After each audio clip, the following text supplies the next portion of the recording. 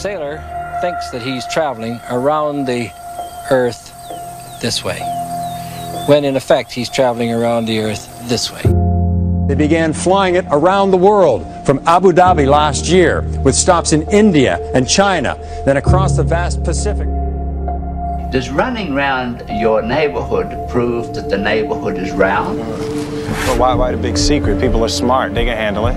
The person is smart. People are dumb, panicky, dangerous animals, and you know it. 1,500 years ago, everybody knew the Earth was the center of the universe. 500 years ago, everybody knew the Earth was flat. Imagine what you'll know tomorrow.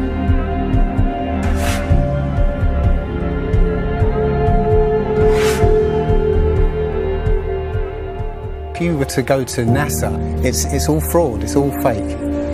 Pretty much everything NASA puts out is fraudulent. There are no images of Earth from space. Put an end to this topic once and for all, turn Hubble around and show us Earth in real time, but they will not do it. They can't do it.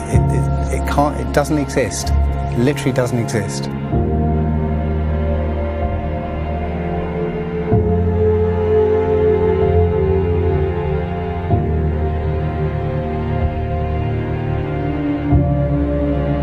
Looking at these images of Earth, including the one they call the Big Blue Marble, which was released in 2002, I think.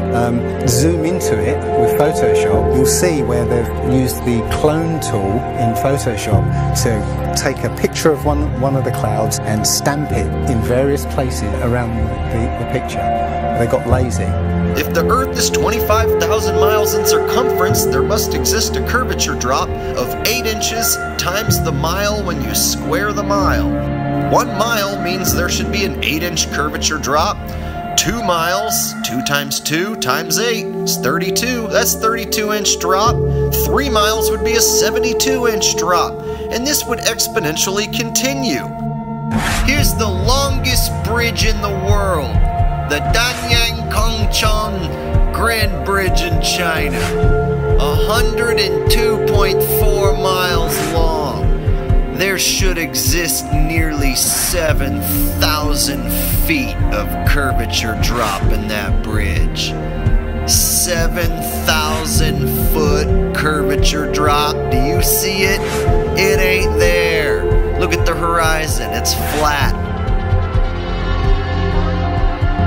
I was an airline pilot for Delta for 26 years. A pilot's primary flight instrument is his artificial horizon, which he has to be maintained level to keep from climbing and descending. From a cockpit, weather permitting, I could see hundreds of miles in all directions, viewing cities connected by roads across the flat plain as far as the eye could see. Nothing ever leaned. If a pilot is flying around the curve of the Earth, then he should be dipping the nose down, and every 5 minutes he should be dipping the nose down to stay around the curve. That's absolute proof that a plane flies over a flat surface rather than a curved one. But I went to the manufacturer of the artificial horizon, and they confirmed to me that it's completely mechanical, nothing electronic in it whatsoever. So it's literally just a gyroscope that can freely move.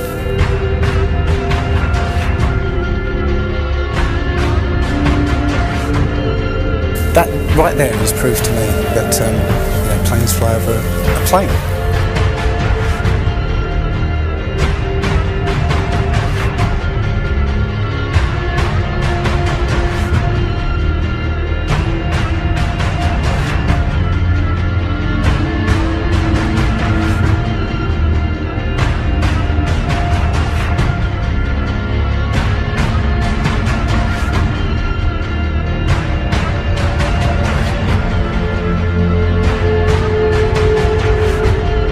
Flat Earthers, it's time.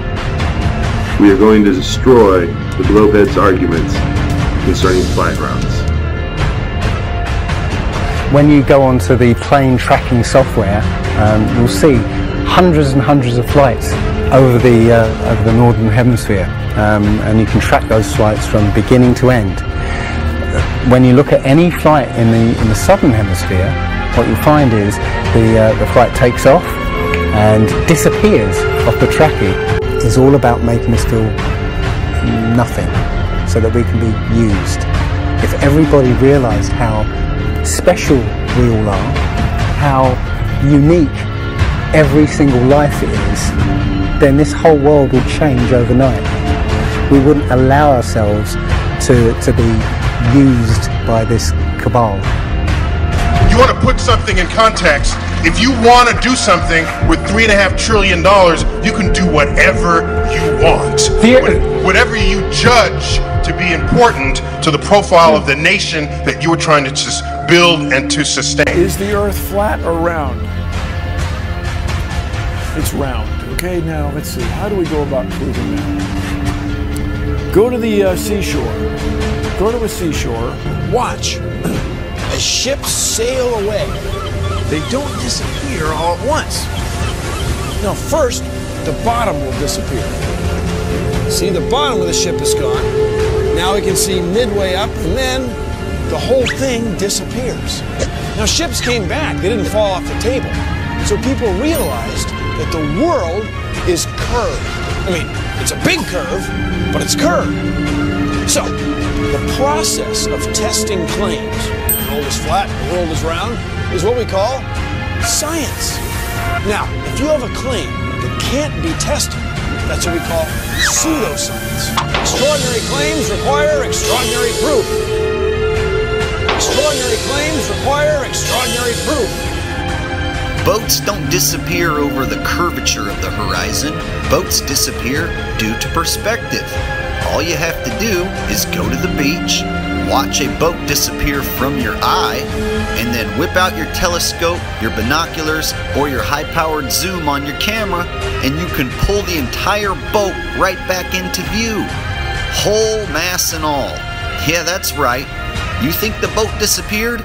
Just whip out your telescope, your binoculars, or your zoom camera. You bring the entire boat back into view, completely debunking everything Coy just told you.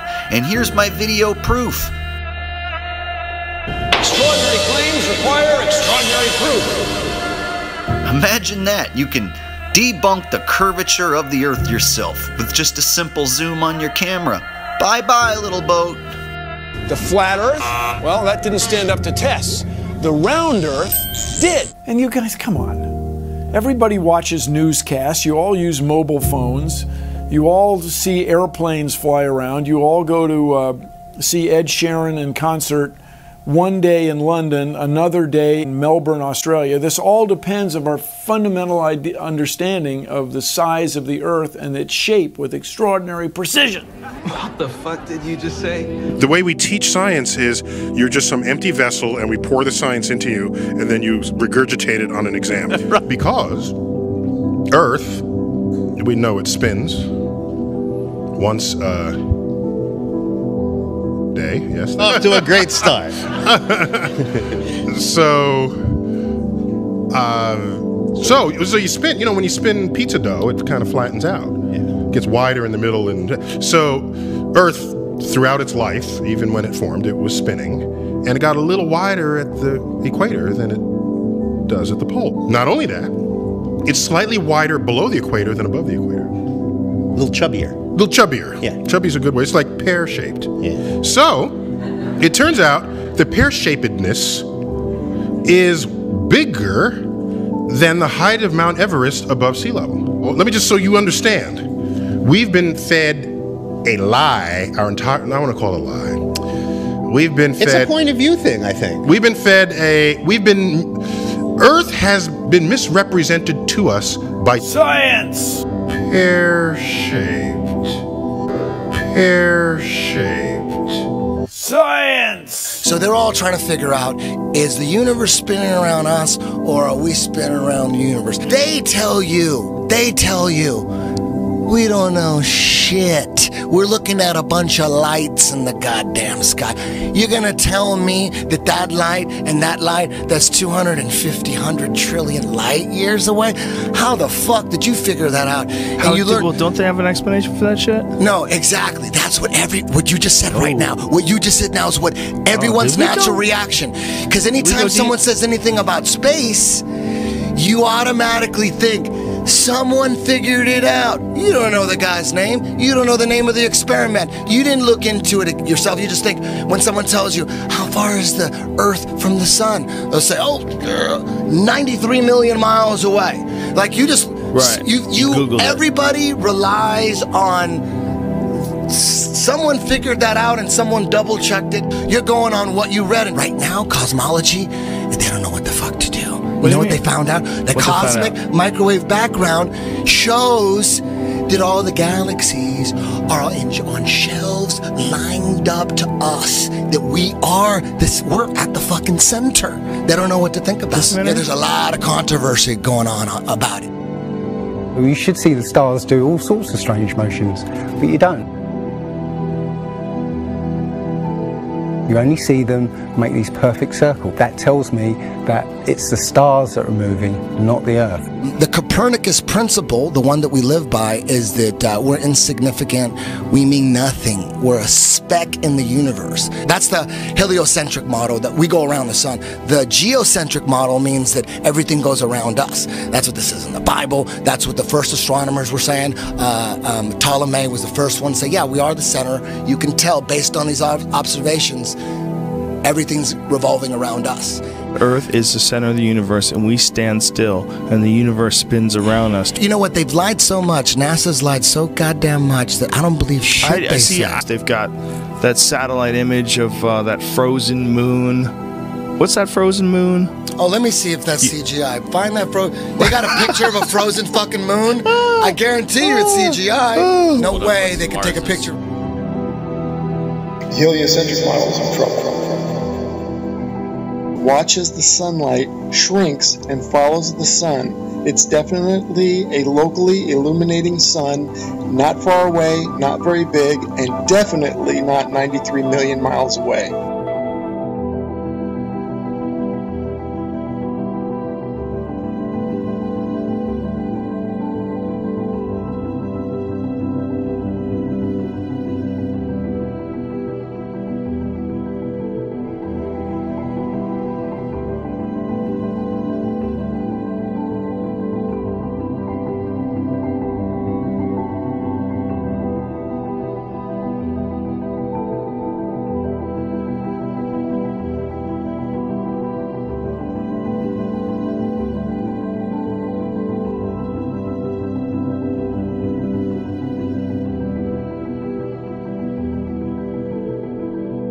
There's a place in Bolivia called Salar de Uyuni, which is a salt flat. It's literally 100 miles wide one way and 80 miles across, and it's perfectly flat. When it rains, literally you get an inch of water, and it looks like a perfect mirror. Now, how does that happen on a sphere? Yeah, it shows you that, you know, if you're one end of this salt flat, you can see perfectly clearly the other end 100 miles away. So it's just showing you that, you know, the Earth is flat, and without the effect of the waves in the sea, you'll be able to see a whole lot further.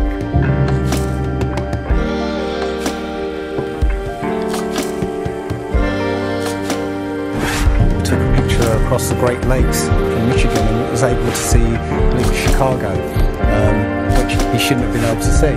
And the television station basically said it was a mirage. Found this photo, Grandmere State Park. This is from Joshua Nowicki, and what you're seeing here is a mirage. We typically would not be able to see this from the Lake Michigan shore. We talked about this last night. Conditions are right on the lake that we're actually seeing a mirage of the Chicago skyline. Warning, warning, bullshit alert.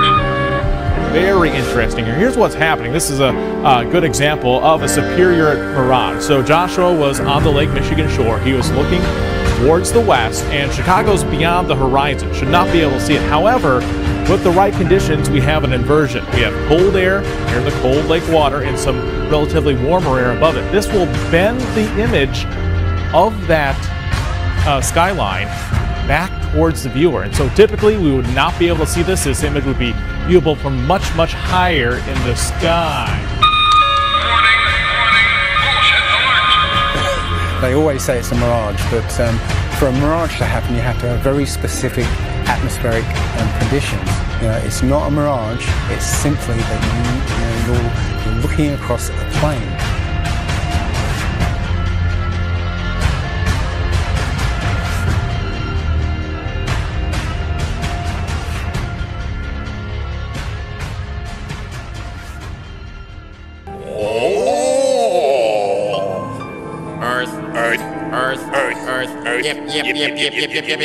Yep, Earth, yep. Oh. Earth! You start here, and you go around long enough in the same direction, you wind up in the place you started from. Yes, Thomas? Why don't we fall off when we walk underneath, Miss Sarah? Because of a force called gravity. What does gravity look like? Gravity is something we can't see, but we know it's a great invisible force that keeps us all here on Earth. It's a natural force that keeps us all from flying off into space. We were always told that the world is flat. You are told right. Don't listen to her. I've been patient with you, Sarah. Lord knows I've been patient, but now your words have revealed you. The law of gravity was discovered by Sir Isaac Newton in 1687. That's almost 200 years ago, Uncle Evan. But there is only one law. The law of God. What is gravity? We have no idea. Okay, next question. Wow. No, here's the difference. We can describe gravity. We can say what it does to other things. We can measure it, predict with it. But when you start asking, like, what it is, I don't know. Einstein, in an Einsteinian answer, we would say gravity is the curvature of space and time. And objects will follow the curvature of space-time, and we interpret that as a force of gravity. That's probably the best answer I can give. What? You know how everybody believes the world is flat, like a pancake? Well, they're all wrong. The world is actually round, like an orange. The world is an orange. And? Well, that's it. It's a great idea. It's one of my best ones. Yeah, but what kind of orange? Is it a navel or a juicer? What? Look, just sleep on it. In the morning, the idea will come to you again, and you won't even remember where you got it. Get it? Got it. Good. I must say, I really thought you'd catch on to this a little quicker, Copernicus. What? My name's not Copernicus. I'm Charlene Sinclair. You're not Copernicus? This isn't 16th century Poland? Oh boy, I screwed up. How do you brainwash? You repeat the same thing over and over again. You know, if somebody's resisting the concept, if you keep fucking repeating it, they'll incorporate it in their brain. Since you were a kid, you've seen this image. But you've never seen it from that point of view. But your brain has three-dimensionalized. Oh yeah, that's the Earth. How? Through repetition. Let's just all get on our hands and knees and wait for a scientist or an astronaut to come along, or Neil deGrasse Tyson. I won't. I rest my case. Matter tells space how to curve. Space did I get that right? The science community is ignoring a lot of the things that we're looking at, and so normal people are going out and doing experiments. And one of the experiments has turned up an amazing fact that we've not been told, and it destroys the whole idea of this heliocentric system, and that is the moon. Now you can actually measure the temperature of the moonlight next to the temperature of the shade of the moonlight, and you find the moonlight is colder than the shade, the opposite from the sun. So the moon is throwing out its own light and that light is the opposite from the sun. Now, that tells you that it's not reflecting the sun's light. It's producing its own, and its light is different from the sun's. So, you know, the scientific community have not told us this. Yeah, because they won't tell us this because it destroys this idea that the sun is, you know, is lighting up the moon.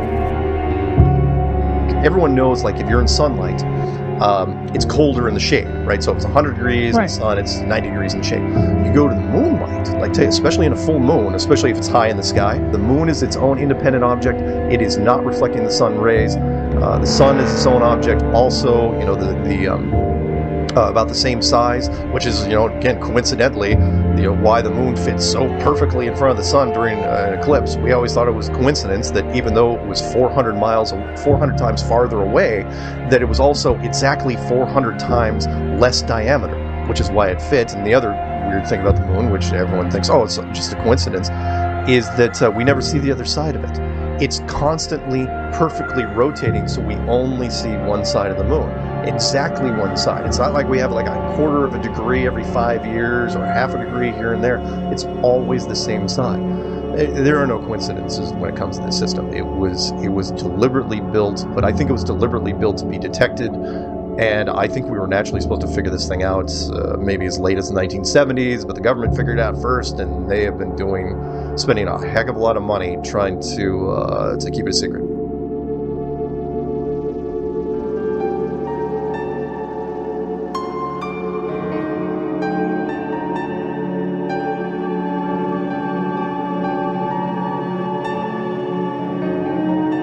When I look at the people who signed the Antarctic Treaty, and all the nations that were down there doing whatever they were doing signed a treaty, and I believe it was 1958 or somewhere thereabouts, saying, no, nobody can stake a claim to Antarctica, and if you're going to go down there, you can only go down there for scientific reasons under carefully restricted guidance.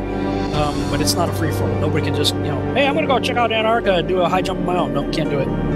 It's the only treaty that's you know, all these countries have signed and never broken and completely agreed on. It's the only one. You know, what treaty is there that everybody's agreed on? We're being kept away from it for a reason. You know, they have some scientific bases there, yeah, and literally it's controlled by the military because they don't want you finding out what's beyond. During 3 voyages lasting 3 years and 8 days, Captain Cook and crew sailed a total of 60,000 miles along the Antarctic coastline, never once finding an inlet or path through or beyond the massive glacial wall. So the other question is, well, how come ships don't go off the sea if it's flat? How come ships don't fall off the edge? Well, here's why you don't fall off the edge. It's a 200 to 300 foot high wall that is the border that Scripture says is keeping everything in. Nothing's going past that. Because they don't want you finding out what's beyond.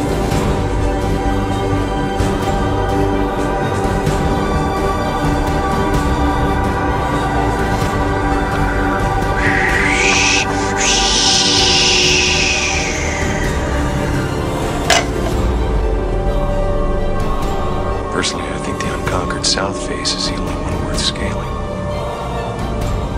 It's a 20,000-foot sheer wall of ice. But that's never stopped me before. Risk? Of course I'm aware of the risks. Thank you for your concern. Now, how come in all these wall pictures, man, you can see all the continents pretty much, and there's just a little bit of clouds here and there. Man, it's like some of these pictures, like there's some where they show the Earth at night, and you can see all the lights and stuff. It's like, you're telling me the entire continent didn't have clouds? The entire fucking continent, like, you can see Africa and all these lights and all this stuff, like, you know, if you turn on your porch light, I guess you can see it from space, apparently. And it's like there's no clouds in some of these pictures. And they spelled out the word sex, right, recently, probably a few months ago, in one of the clouds. But, you know, if they do their research, they say, well, those are composites. And I said, well, how come they copy and paste the clouds on some of these? And they use the same platform. Like, if you're going to make a composite, but you shouldn't be copying and pasting clouds. That means you're adding stuff that's not real. Yeah, and the thing is, those pictures that you're talking about, the blue marble pictures, you know, I think there's about maybe 8 to 10 of them over time that NASA has put out, and you're absolutely right. None of those pictures look the same. The color of the water is different. Like you said, the continents are different sizes. It's just unbelievable. And I think what happened originally was they would put these things out and nobody was paying any attention to it. You know, and then all of a sudden now, people are paying attention to it, and now they're pulling these pictures in, and it's an obvious fraud. What? And the thing is, there's supposedly tens of thousands of satellites orbiting Earth.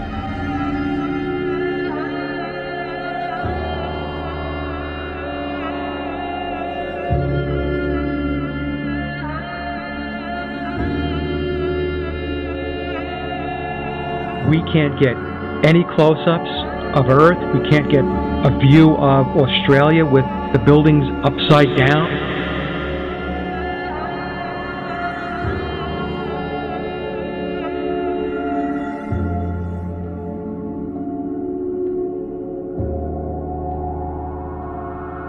And they'll look at you like you're crazy. But really, you're the sane one for asking real questions.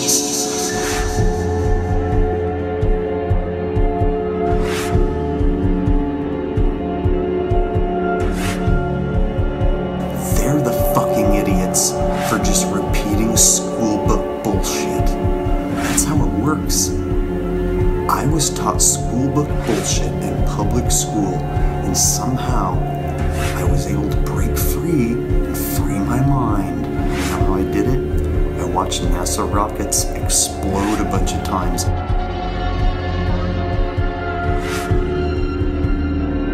Fly off sideways and not go to space. If you watch the trajectory of the space shuttle, it doesn't go straight up.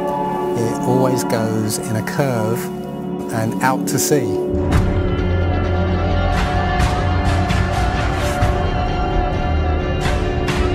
The point is, they actually go horizontal. The space shuttle goes horizontal. It never goes any further up. It goes horizontal, very, very low down in the atmosphere. You know, it's still in the atmosphere while it's horizontal, so it never gets any higher. And it goes out of sight, not because it goes too high, because it goes too far downrange. And they have a plane that's mocked up to look like a space shuttle, it's a jet-powered aircraft. That's it. It's not a glider, it's an aircraft. And that's what they're fooling us, taking billions of dollars in and giving us images and fake planes for that 10 billion, you know, and however many billions of dollars it is. What goes up must come down. Literally, we have not ever seen anything that has ever gone up and not come down.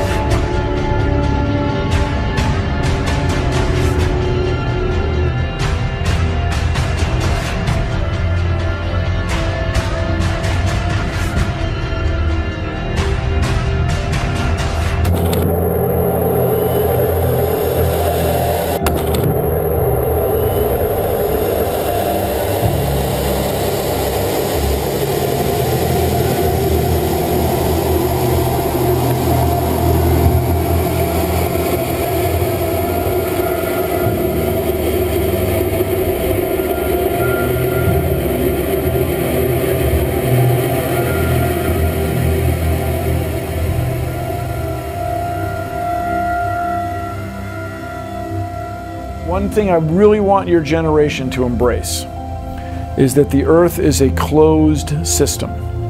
We cannot leave the Earth. There's no place to go.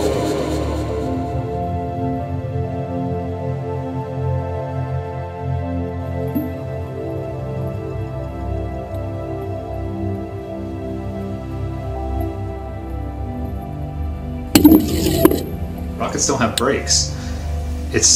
It literally stopped. All of that angular momentum from the rotation of the rocket and the linear momentum from flying up just stopped. No, it had to have hit something.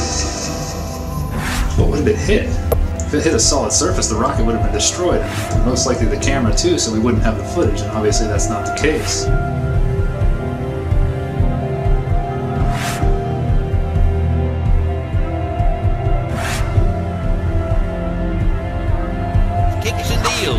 It's a long fly ball going back, and the ball shatters the sky, bringing the ocean itself down into the stadium. Oh, Simpson just broke this dream's reality wide open. I know we have still not shattered that highest and hardest glass ceiling, but someday someone will, and hopefully sooner than we might think right now.